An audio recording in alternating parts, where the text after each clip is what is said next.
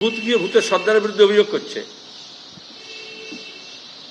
আমরা গত এক দশক ধরে বলে আসছি পশ্চিমবঙ্গে নির্বাচন হচ্ছে না কোনো ক্ষেত্রেই, রাজ্য নির্বাচন কমিশনের হোক, কেন্দ্র নির্বাচন কমিশনের হোক, একটা পুরসভা নির্বাচন হোক, পঞ্চায়েতের নির্বাচন হোক, বা একটা কোঅপারেটিভ নির্বাচন হোক, একটা স্কুল কমিটির নির্বাচন হোক, একটা কলেজের নির্বাচন হোক, কোনো নির্বাচিত সংস্থা নেই শিক্ষা প্রতিষ্ঠানগুলোতে।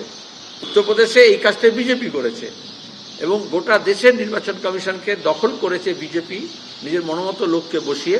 মমতা ব্যানার্জি তার আগে রাজ্য নির্বাচন কমিশনে তাই করেছেন। ভোটার লিস্ট তৈরি করে কে? কেন্দ্র এবং রাজ্য সরকারের অ্যাডমিনিস্ট্রেটিভ যে স্টাফ আছে তারা মিলিতভাবে। তাহলে সেখানে ভূতটা ঢুকলো কোত্থেকে? আমার ধারণা এর পেছনেও পিসি ভাইপোর কোনো ছায়াযুদ্ধের কোনো অংশ রয়েছে কিনা আমার পক্ষে বলা কঠিন। শুধু এইটুকু বলতে পারি যে 21 আর 24-এ যে ভোটার তালিকায় নির্বাচন অনুষ্ঠিত হয়েছিল, যে নির্বাচনে তৃণমূল কংগ্রেস জিতে এসেছিল, সেই নির্বাচনের ভোটার তালিকা নিয়ে তৃণমূলের মাথা ব্যথার কারণটা কি?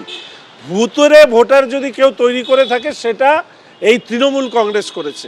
আমরা আজকে এই পুরো বিষয়টা নিয়ে জলঘোলা করার পেছনে দুটো কারণ হতে পারে।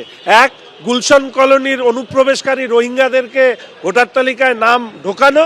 দুই, যারা তৃণমূল কংগ্রেসের বিরোধিতা করছে তাদের নাম কাটানোর জন্য ডিস্ট্রিক্ট রিটার্নিং অফিসারের উপরে চাপ সৃষ্টি করা।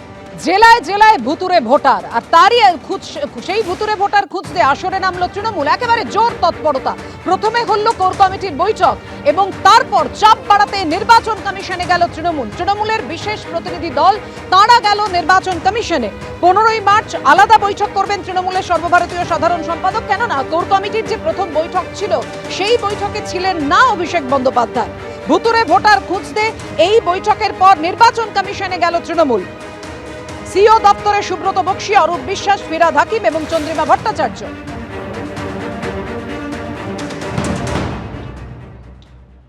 এই ডিমান্ড নিয়েই আমরা গিয়েছিলাম যে ইউনিক আইডেন্টিটি নাম্বার, এটা যদি ভারতবর্ষের প্রত্যেক নাগরিকের থাকে এবং সেটাই আইন যা আছে সেই আইন কিন্তু সেটাই বলে, সে যদি ইউনিক নাম্বারটা দিয়ে দেয় তাহলে তো এই কোনো অসুবিধার কোনো জায়গা থাকে না।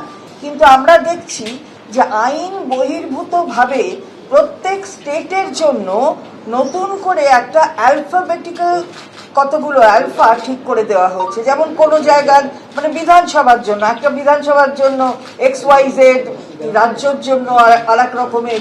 এই যে অ্যালফা ঠিক করে দেওয়া, এটা কিন্তু রুল বলে না। সুতরাং রুলের বিয়ন্ডে গিয়ে এটা নির্বাচন কমিশন করেছে।